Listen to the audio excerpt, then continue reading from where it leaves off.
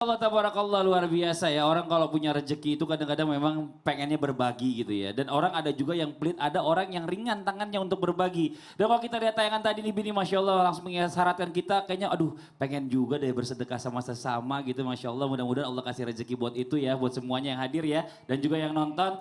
Tapi boleh nggak sih kalau sampai ada orang ya yang sampai menjual kesedihan, mohon maaf, untuk menggerakkan orang-orang untuk bisa sedekah nih Abi nih. Terus kalau begitu sebenarnya jadi maksudnya ini jadi baik atau enggak ya kalau begini? Mohon izin penjelasannya Fadli. Tepuk tangan Pak Ustadz Abi Maki. Izin, Ustadz Nur Maulana, Ustadz Syam. Bismillahirrahmanirrahim. Masya Allah, tabarakallah, subhanallah yang telah mengumpulkan kita di tempat yang sangat mulia ini. Semoga seperti ini Allah kumpulkan kita di dunia ini, seperti ini juga kelak Allah kumpulkan kita di surga firdausnya. Amin ya rabbal alamin. Ketika ada orang menyampaikan tentang kesulitan seseorang, bukan untuk dirinya. Misalnya kami punya tetangga kami ini begini, situasinya begini. Sampai kita terenyuh dengan mendengar kisahnya, lalu akhirnya kita memberikan sumbangan, memberikan sedekah. Boleh nggak seperti itu? Boleh. Bahkan dia mendapatkan pahala. Kenapa? Karena ingin menolong yang lain dengan cara minta bantuan kepada orang lain. Ini adalah perbuatan yang mulia. Man jahaza ghazian faqad ghaza. Ini kalimatnya. Siapa saja yang telah membiayai untuk seseorang berperang, padahal dia tidak berperang. Karena mungkin ada udzur syar'i. Maka saat dia ini membiayai orang berperang, lalu dia berangkat yang berperang itu, maka yang telah membiayainya hakikatnya dia telah berperang. Masya Allah. Bahkan di dalam kalimat para ulama mengatakan man a'ana syakhsan, siapa yang telah menolong seseorang untuk apa? Untuk menjadikan orang itu berbuat baik, falahu ajar, maka dia mendapatkan pahala yang luar biasa. Usikum wa iyaya nafsi bitaqwallah. Ini kalimatnya. Iya. Dan yang terindah lagi, kalau dengan kalimatnya kita ini sedang mengumpulkan harta, sedang mengumpulkan, lalu jelas seandainya kalau orang ini ternyata Masya Allah kumpulkan lupa terhadap keluarga. Nah ini dia nih, hati-hati. Kadang-kadang mau ayo ini kasihan, ini kasihan, ini kasihan. Ternyata dia ini lupa terhadap keluarga yang harus diberikan. Kira-kira apa? Ini ingat ya, jangan sampai sibuk juga kepada orang lain tapi keluarga tanpa mendapatkannya. Kenapa? Karena kalimat yang sangat indah yang digambarkan dalam hadis Rasulullah SAW. Hati-hati. La haula wala quwata illa billah. Kalimat yang sangat-sangat kita pegang. Inna li rabbika alaika haqqan wa li nafsika alaika haqqan wa li ahlika alaika haqqan. Semuanya ada haknya yang harus kita pegang baik-baik. Iya, jadi kita punya hak untuk keluarga, untuk orang lain juga hak. Berarti kalau ada orang menjual kesedihan orang lain agar kita terenyuh untuk membantu orang lain, pasti ini adalah pahala yang luar biasa dan baik. Karena tadi digambarkan siapapun orang yang menolong agar orang lain berbuat baik, dia mendapatkan pahala yang sangat luar biasa. Tapi ingat, usikum wa iyaya nafsi bitaqwallah, benar-benar dengan mengatakan jangan begini. Ini ada orang kasihan, tolonglah bantu, dia kasihan ini. Terus dilihat daripada kesulitannya, keadaannya. Tiba-tiba setelah mendapatkan, lumayan nih kalau bagi dua, itu tidak jujur. Iya, dia ingin mendapatkan keuntungan dari menjual orang lain kesedihan agar orang lain mengumpulkan dana lalu dengan mengatakan, oh kan saya mengumpulkan dana 2,5% nggak apa-apalah. Tidak, Anda melakukan ini untuk siapa? Untuk orang lain dan menagih kasih cinta orang itu untuk orang lain. Jangan pernah untuk mengambil hak orang lain walaupun kita sedang mengumpulkan. Hati-hati nih, kadang-kadang ada yayasan, yatim, lalu kita katakan untuk yatim, untuk yatim, untuk yatim. Hati-hati jangan pernah menggunakan uang untuk transportasi, untuk makan, untuk panitia, lalu menggunakan harta daripada yatim itu.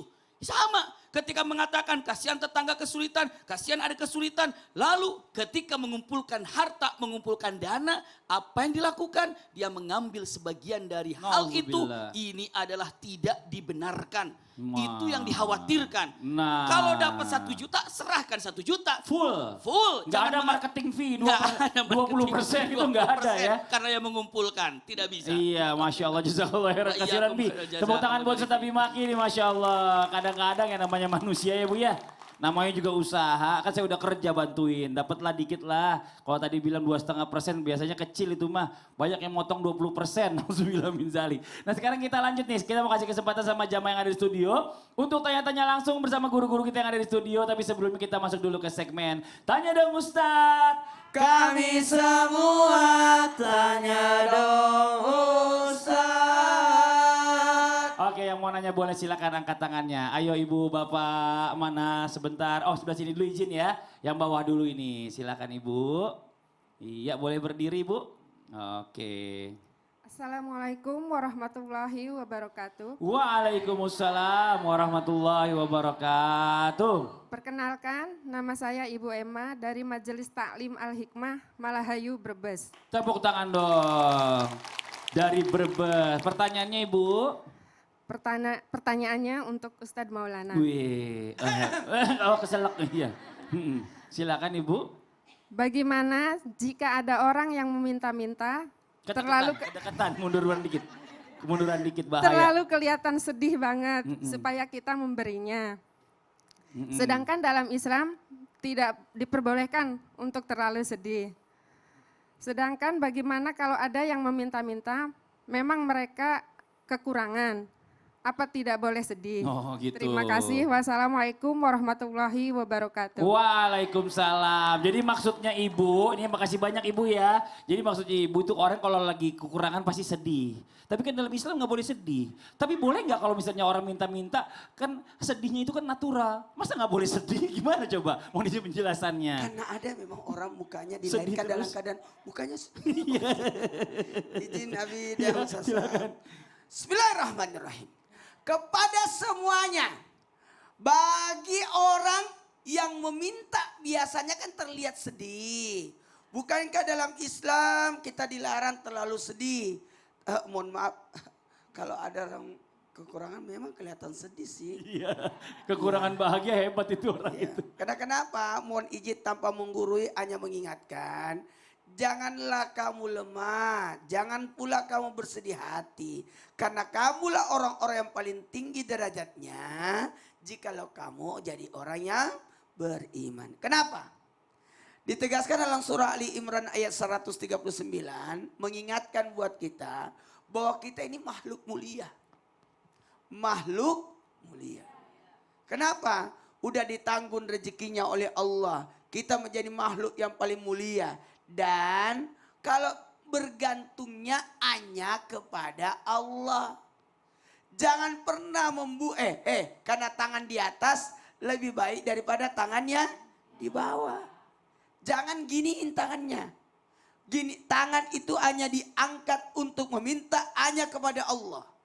Jadi bergantungnya hanya kepada Allah. Memintanya hanya kepada bahkan sebelum kita meminta kepada Allah, kita berusaha dulu lewat ibadah. Memuji Allah. Iyyaka na'budu wa iyyaka nasta'in. Hanya Engkau lah yang kami sembah dan hanya Engkau lah kami mohon pertolongan. Kepada Allah pun kita sebenarnya agak malu ya. Tapi padahal Allah, apapun yang kau minta Allah suka. Kalau manusia sekali kita minta, mungkin dia kasih. Kedua kalinya, 3 kalinya udah ngumpet. 4 kalinya udah banyak alasan. Betul tidak? Tapi kalau Allah menunggu kita meminta. Ngapain kita minta sama manusia? Jadi hina jadinya. Saya mau tanya orang tua dimanapun berada. Orang tua malu nggak minta sama anak? Malu. Padahal ada jasanya orang tua sama anak. Lalu kenapa minta sama orang? Emang dia siapa? Betul tidak? Bersandar, bermohon hanya kepada Allah. Karena setiap manusia pasti ada kekurangannya. Betul. Dan yang namanya manusia itu memang makhluk sosial. Ya pasti akan Mungkin butuh hari satu sama ini kita lain. dikasih, abis itu kita diomongin. Nauzubillah min zalik. Jadi daripada diomongin nggak usah minta. Mending kita cari sama yang lain, ya kan? Iya. Minta kalau minta enaknya sama Ustadz Maulana, nggak minta dibalikin. Tepuk tangan sama Ustadz Maulana.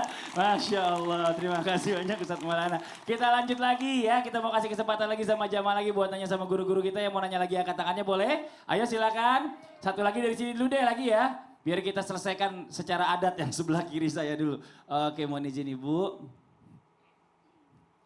Assalamualaikum warahmatullahi wabarakatuh. Waalaikumsalam warahmatullahi wabarakatuh. Nama saya Ibu Uum dari Majelis Taklim Al-Hikmah Malahayu Brebes. Wih, tepuk tangan buat Ibu Semangat Bu Pertanyaannya Iya. untuk Ustadz Sam. Ustadz Syam, boleh Siap, Bu Ibu. Bagaimana ya Tad, bolehkah kita memilih-milih ketika kita memberi kepada pengemis, sementara pengemis itu kadang-kadang layak untuk dikasih, kadang-kadang ada yang masih sehat, masih muda dan masih bisa cari kerja. Gimana ya Tad? Sekian pertanyaannya. Oh, gitu. Wassalamualaikum warahmatullahi Waalaikumsalam. wabarakatuh. Bu kalau seandainya Bu yang minta-minta saya, Ibu kasih nggak Bu? Bu. Kasih nggak, Bu? Jawab, Bu. Kasih nggak, Bu? Kasih nggak Bu? Enggak. Kenapa, Maksud Bu? saya, coba yang Mohon minta maaf. Ustadz Maulana, kalau yang Coba. minta Ustadz Maulana. Coba. Saya caranya Coba. gini. Iya. Bu, bisa balikin mic-nya? Iya. Oh iya dikasih. Ya, diminta Terima haknya. kasih banyak. Tepuk tangan buat Ibu Yum. Silakan dijawab Ustadz Syam. Saya tidak Makasih. minta ya, Iya. bisa dibalikan mic. Tapi guruku Abi Maki satu Maulana, Mas Farli jamaah di rumah, jamaah di studio yang bertanya tadi Al-Quran surah Al-Baqarah ayat 267. A'udzu billahi minasy syaithanir rajim. Allah. يا أيها الذين آمنوا أنفقوا من طيبات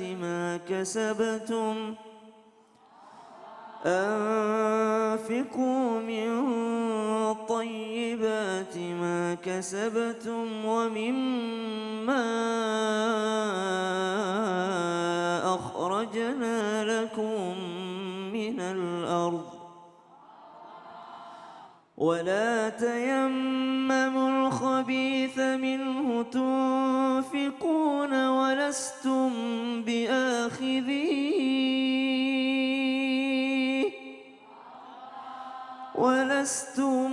بآخذيه إلا أن تغمضوا فيه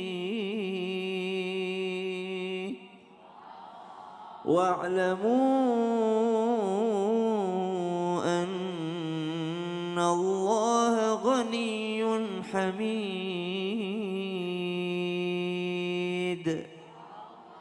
Wahai orang-orang yang beriman, infakkanlah, keluarkanlah sebahagian dari hasil usahamu yang baik-baik dan sebahagian dari apa yang kami keluarkan dari bumi untukmu.